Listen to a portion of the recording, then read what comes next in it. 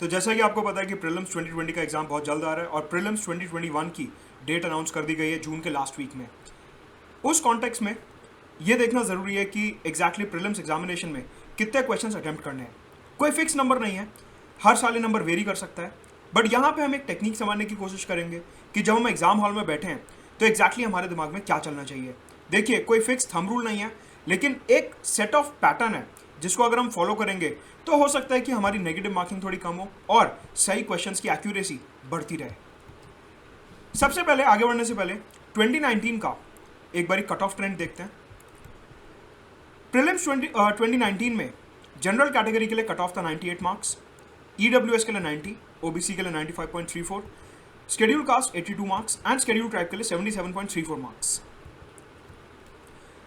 अगर इस डेटा को ध्यान से एनालाइज करें तो effectively speaking about the general category अगर देखें तो 98 मार्क्स आपको लाने हैं प्रीलिम्स क्लियर करने के लिए। कहने का मतलब है इफेक्टिवली आपको 49 क्वेश्चंस सही अटेम्प्ट करने हैं।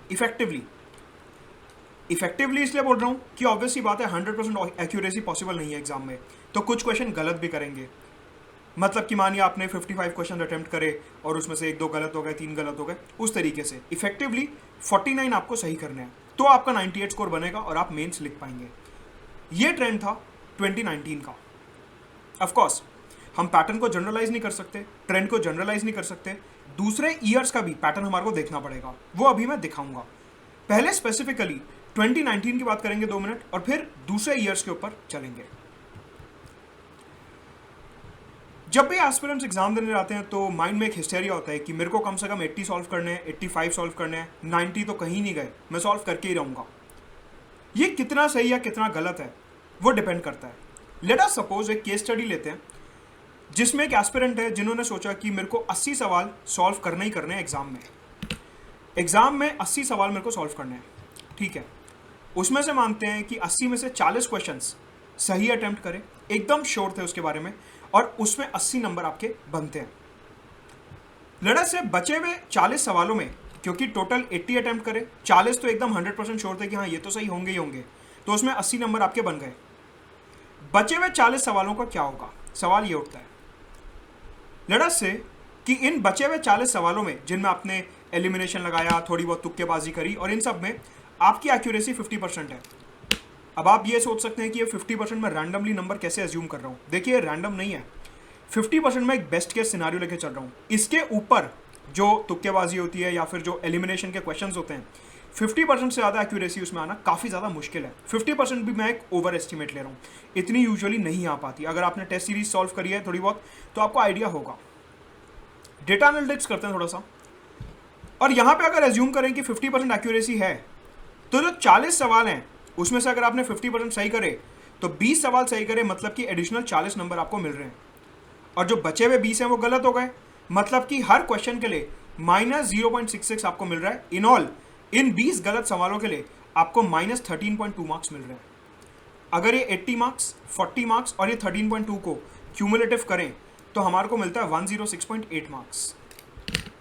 सवाल उठता है कि ये टेक्निक तो काफ़ी सही है, मैं 80 क्वेश्चन सॉल्व कर लेता हूँ, 40 में श्योर शॉट हूँ और 40 में तुक्के मार देता हूँ, 106 107 नंबर बन जाएंगे, कट ऑफ क्लियर हो गई। 98 तो वैसे भी कट ऑफ थी। लेकिन इस मेथड में गलती है। जैसा कि मैंने आपको बताया कि इधर मैंने एज्यूम करा 100% एक्यूरेसी, जो कि बहुत रेयर है, कि जो आपने 40 सवाल करे उसमें आप एकदम श्योर हो कि हाँ ये तो सही होंगे ही होंगे, और इधर 50% एक्यूरेसी।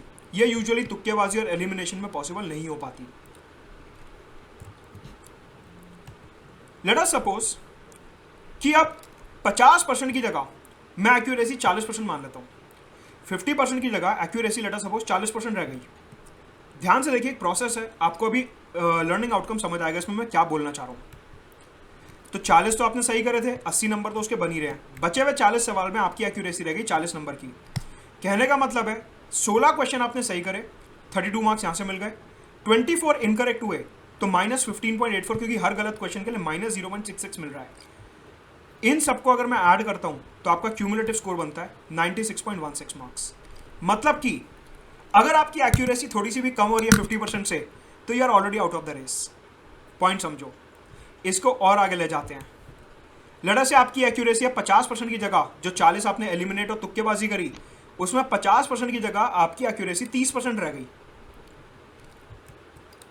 40 तो सही करे। अभी इस वाले पोर्शन पे भी आऊंगा कि अगर 40 सही नहीं करे तो क्या होगा। डेटा समझो पहले। बचे हुए 40 सवालों में 30% एक्यूरेसी है, मतलब कि 12 सवाल सही करे और 28 गलत करे, नेट स्कोर निकल के आता है 85 marks, already out of the race.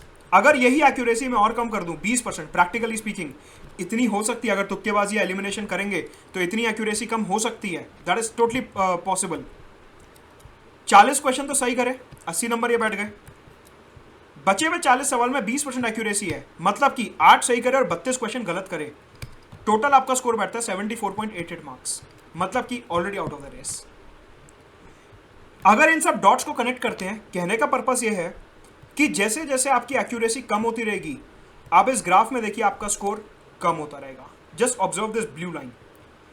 जैसे जैसे आपकी एक्यूरेसी कम हो रही है, आपका स्कोर गिरता रहेगा।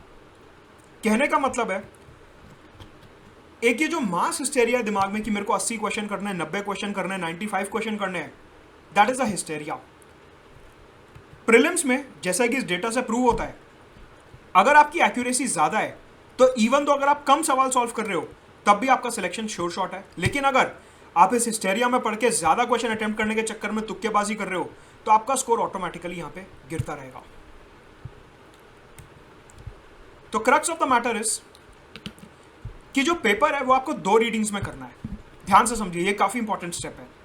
जब आप प्रीलिम्स में अपीयर होंगे, पेपर आपको 2 स्टेप्स में करना है। पहला स्टेप, पहली रीडिंग, दिस इज रीडिंग 1। पहली रीडिंग जब आप पहली बार 100 क्वेश्चंस देख रहे हो, उसमें सिर्फ वो अटेम्प्ट करो जिसमें आप 100% श्योर हो कि हाँ मैं एकदम श्योर हूं इन क्वेश्चंस में, इसमें मेरा एक भी नंबर नहीं कटेगा। First reading. Second step, second reading, elimination try करो। अभी दिखाऊंगा एलिमिनेशन कैसे करते हैं। पहली रीडिंग में जिसमें श्योर शॉट हो वो अटेम्प्ट कर लो, मतलब कि जो हमने यहां पे देखा था कि 40 क्वेश्चन आप अटेम्प्ट कर रहे हो, ये 40 क्वेश्चन आपको फर्स्ट रीडिंग में अटेम्प्ट करने हैं और ये 40 क्वेश्चन सेकेंड रीडिंग में। तो यहां पे फर्स्ट रीडिंग में आप जितने में श्योर शॉट आपने अटेम्प्ट कर लिए, सेकेंड रीडिंग में आपको क्या करना है, बहुत ही ध्यान से एलिमिनेट करना है।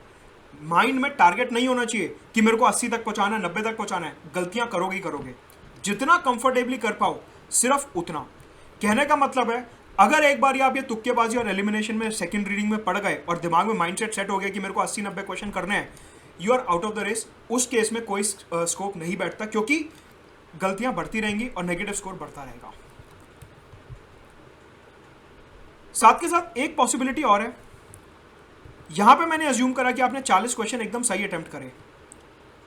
पॉसिबिलिटी ये भी है कि हो सकता है नंबर 40 से कम हो या हो सकता है नंबर 40 से ज्यादा हो। That will all depend upon the difficulty level of the paper. अगर पेपर आसान बनाए तो ये हो सकता है 45 पहुंच जाए, हो सकता है 50 पहुंच जाए। अगर पेपर मुश्किल है तो हो सकता है 40 की जगह 30 हो जाए, कि जो आप रीडिंग 1 में कॉन्फिडेंटली अटेम्प्ट कर रहे हो। ये कौन से वाले क्वेश्चन थे जो आप कॉन्फिडेंटली अटेम्प्ट कर रहे हो 100% एक्यूरेसी के साथ। ये उन क्वेश्चंस की बात कर रहा हूं, मतलब कि रीडिंग 1 क्वेश्चंस की बात कर रहा हूं। वो क्वेश्चन जो रीडिंग 1 में आपको अटेम्प्ट करने हैं उनकी बात कर रहा हूं यहां पे मैं। कहने का मतलब है, ये जो फर्स्ट रीडिंग और सेकंड रीडिंग के सवाल हैं, इसमें आपको केयरफुली चलना है कि जब पहली रीडिंग में आपको जरूरी नहीं है कि कुश्ती लड़नी है उधर की 40 तो करके ही रहूंगा, उधर सर ने वीडियो में बता दिया था 40 नहीं। पेपर के डिफिकल्टी लेवल पे डिपेंड करता है। अगर पेपर मुश्किल है तो ये 40 से नीचे भी जा सकता है, अगर पेपर आसान है तो हो सकता है और ऊपर चला रहा है। अगेन, पेपर मुश्किल है तो एलिमिनेशन भी कम होगी थोड़ी, पेपर आसान है तो ज्यादा सवालों में एलिमिनेशन लग पाएगी। राइट। तो पहले से ही सोच लेना कि मैं 80-90 सवाल करके आऊँगा और फिर बाहर आके मेरे को सबको बताना भी है कि देखो मैं तो 80 सवाल करके आया हूँ, 90 सवाल करके आया हूँ। वो सब टशनबाजी 10 मिनट 15 मिनट एक दिन तक चालू रहती है। लेकिन एक्चुअल में अगर आपको लॉन्ग टर्म सोचना है और आपको प्रीलिम्स निकाल के मेंस तक पहुंचना है तो you have to be wise. आपको जोश में होश नहीं खोना है और वहाँ पे पेपर के डिफिकल्टी लेवल के हिसाब से अपना माइंड एडजस्ट करना है। कहने का मतलब ये है कि अपने दिमाग में कोई नोशन मत लेके जाइएगा, अपने दिमाग में कोई प्री कंसीव्ड बेंचमार्क मत लेके जाइएगा कि मेरे को 80 सवाल करना है, 90 सवाल करना है। हो सकता है पेपर आसान हो तो आप 80, 90, 95 तक कराओ, लेकिन हो सकता है कि अगर पेपर मुश्किल हो तो आप सिर्फ 60-65 पर रुक जाओ। उस केस में भी जैसा कि मैंने यहां पे प्रूव करा, सिलेक्शन पॉसिबल है। कहने का मतलब है आपको नेगेटिव मार्किंग कम से कम रखनी है। एक डेटा और देखते हैं। 2015 में जनरल कैटेगरी की कट ऑफ प्रीलिम्स में 107 नंबर के आसपास गई थी, 2016 में 116 नंबर, 2017 में 105 मार्क्स, फिर 98 और फिर 98। कहने का मतलब है over the period of time difficulty level बढ़ा है यूपीएससी का और कट ऑफ कम हुई है। तो मेरा कहने का पॉइंट यही है कि जब आप फर्स्ट रीडिंग में क्वेश्चन अटेम्प्ट कर रहे हो, जरूरी नहीं है 40 करने हैं। अगर पेपर मुश्किल है तो वो सभी के लिए मुश्किल है और कट ऑफ उतनी ही कम जाएगी। So you don't have to be rigid कि मेरे दिमाग में तो टेस्ट सीरीज करते हुए यही मार्क था तो मैं 80 क्वेश्चन तो कम से कम करके ही जाऊंगा। Please don't do that. As I said, accuracy ज्यादा मैटर करती है rather than number of questions. जो कर रहे हो उसको कॉन्फिडेंस से करो, जो कर रहे हो उसको सही तरीके से करो, ज्यादा एक्यूरेसी रख के करो। राइट तो कहने का मतलब यह है कि ये जो एक मास हिस्टेरिया है कि 80 सवाल करने हैं, 90 सवाल करने हैं, ये पहले के जमाने में सही था जब कट ऑफ काफी ज्यादा हाई जाया करती थी। लेकिन अब क्योंकि कट ऑफ कम हो गई है, डेटा हमारे को दिखा रहा है कि कट ऑफ काफी ज्यादा कम हो गई है, क्योंकि ये कट ऑफ गिरती जा रही है, क्योंकि ये कट ऑफ कम हो गई है, तो सवाल भी उतने ही कम अटेम्प्ट करने होंगे। तो ये जो 80-90 वाला बेंचमार्क है ये पहले के ट्रेंड के ऊपर बेस्ड है, आज के ट्रेंड के ऊपर ये बेस्ड नहीं है और ये डेटा प्रूफ करता है। अब यहां पे आपको एक चीज ध्यान रखनी है कि जैसे ही आप प्रीलिम्स का पेपर देखेंगे, हर क्वेश्चन को देखते ही एक बहुत क्लियर कट माइंडसेट होना चाहिए। आपके दिमाग में आनी चाहिए 3 बातें। पहली बात, क्या मैं इस क्वेश्चन को श्योरिटी से अटेम्प्ट कर सकता हूं? अगर हां, हाथ के हाथ उसे अटेम्प्ट कर दीजिए। कुछ क्वेश्चंस होते हैं जिसमें श्योरिटी नहीं होती और वहां पे एलिमिनेशन वगैरह लगाना पड़ता है, उसको सेकंड रीडिंग के लिए छोड़ दीजिए। तीसरे सवाल ऐसे होते हैं जो ना तो कभी देखे ना कभी सुने, उस टॉपिक के बारे में नहीं पता, उसकी तरफ तो आपको देखना भी नहीं है, वरना नेगेटिव मार्किंग आपकी बढ़ती रहेगी और इतनी मेहनत करने का कोई फायदा नहीं होगा। कैसे? एग्जाम्पल से समझते हैं। मसला यह है कि प्रीलिम्स 2019 में यह सवाल आया था that what was the purpose of the inter-creditor agreement signed by Indian banks and financial institutions recently। काफी आसान सवाल है। इंटर क्रेडिटर एग्रीमेंट हम सबको पता है कि ये फिस्कल डेफिसिट से रिलेटेड तो नहीं है, ये इंफ्रास्ट्रक्चर से रिलेटेड भी नहीं है, ये इंडिपेंडेंट रेगुलेटर से रिलेटेड भी नहीं है। This is related to recovery of loan, resolution of stress assets. तो सीधी सी बात है, आंसर अपना इधर डी हो जाएगा। इस टाइप के क्वेश्चन जो आसान क्वेश्चंस हैं जिसमें आप 100% एक्यूरेसी एक्सपेक्ट कर सकते हो, उसको आप हाथ के हाथ अटेम्प्ट करो और ओएमआर शीट में गोला लगा दो। प्रीलिम्स 2002 का एक क्वेश्चन है, यहां पे मैं आपको बताऊंगा कि एलिमिनेशन टेक्निक किस तरीके से लगाई जाती है। सवाल है इलेक्शन कमिश्नर पे और चीफ इलेक्शन कमिश्नर पे। Chief election commissioner and other election commissioners enjoy equal power and receive equal salaries. Chief Election Commissioner is entitled to same salary as provided to a judge of a Supreme Court. Chief Election Commissioner shall not be removed from the office except in a manner and on grounds like the judge of a Supreme Court. The term of office of Election Commissioner is 5 years from the date on which he assumes the office till the day he attains the age of 62 years. अब ये 4 statement दिए हुए हैं, हो सकता है कि इसमें से आपको कोई स्टेटमेंट ना पता हो, स्वाभाविक है, ह्यूमन नेचर है, कई बार पढ़ा होता है, भूल जाते हैं, माइंड से चीजें स्किप कर जाती हैं, इतना सारा कंटेंट है, अब कितना याद रखेगा आदमी। ऐसे सवालों में एलिमिनेशन लगता है। देखो कैसे, इतना तो मेरे को श्योरली पता है कि चीफ इलेक्शन कमिश्नर को सुप्रीम कोर्ट जज की तरह ही हटाया जाता है। अगर धुंधला धुंधला भी याद है तो इतना तो हम असर्टेन कर ही सकते हैं कि देखो, चीफ इलेक्शन कमिश्नर और सुप्रीम कोर्ट जज को हटाने का प्रोसेस सेम है। कहने का मतलब है थर्ड स्टेटमेंट सही है, बाकी स्टेटमेंट का कोई आइडिया ही नहीं, आता पता ही नहीं है। अगर थर्ड स्टेटमेंट सही है मतलब कि सिर्फ और सिर्फ बी ऑप्शन में थर्ड स्टेटमेंट आ रहा है, उस लॉजिक से बी ऑप्शन सही हो गया। तो इस तरीके से आपको यहां पे एलिमिनेशन टेक्निक लगानी है और इन टाइप के क्वेश्चंस को ज्यादा से ज्यादा सॉल्व करना है जिससे कि आपका स्कोर और मैक्सिमाइज हो सके। लेकिन ये जो एलिमिनेशन लगाना है ये सिर्फ तब लगाना है when you have more than 50% surety. अगर आपको 50% ज्यादा की श्योरिटी है तो ही इस टाइप के क्वेश्चंस को अटेम्प्ट करिए। अब एक सवाल आया था ऐसा 2019 के प्रीलिम्स में regarding satellite imaging remote sensing data कि chlorophyll content in vegetation of a specific location, green house gas emission from rice paddies of a specific location, land surface temperature of a specific location, इसमें से remote sensing और satellite imaging किस लिए use होता है। अब जिनका science background नहीं है, जिन्होंने इसके बारे में कुछ पढ़ा नहीं है, वो इसमें एलिमिनेशन लगाना चाहे भी तो भी नहीं लगा सकते। इट्स बेटर कि ऐसे सवालों को छोड़ दिया जाए, क्योंकि इन सवालों को अगर अटेम्प्ट करेंगे तो नेगेटिव मार्किंग बढ़ती रहेगी। तुक्का नहीं मारना। अटेम्प्ट भी तभी करना है, एलिमिनेशन भी तभी लगाना है जब एक दो ऑप्शंस में 50% से ज़्यादा की श्योरिटी हो कि हाँ, मतलब धुंधला धुंधला याद आ रहा है मेरे को, इतना तो मैं मान सकता हूँ सेफली कि हाँ इतना सही होगा। इन स्टेटमेंट्स में अगर आप कुछ भी नहीं मान सकते कि कौन सा स्टेटमेंट सही है, it's better to leave such questions, otherwise unnecessarily negative marking आपकी बढ़ती रहेगी।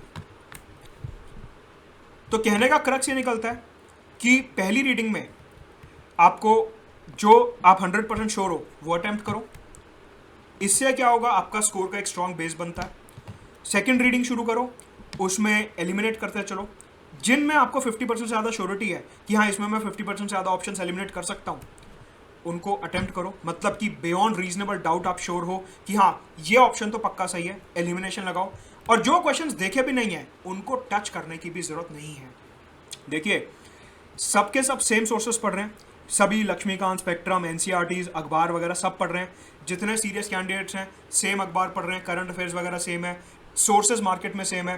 हाँ थोड़ा बहुत फोकस का फर्क होता है, बट मोर और लेस अगर देखा जाए तो कंटेंट सबका सेम ही रहता है, सब सेम चीज़ें ही पढ़ के आ रहे हैं। एंड में जो लास्ट कदम होता है उसमें जो डिफरेंस क्रिएट करता है वो ये अप्रोच क्रिएट करती है कि आप एग्जाम हॉल में अपने मेंटल स्टेबिलिटी को कितना मेंटेन कर रहे हो, आप कितनी नेगेटिव मार्किंग अवॉइड कर रहे हो, क्योंकि सोर्सेस सबके सेम है, सवाल सबके लिए बराबर का मुश्किल है, बराबर का आसान है।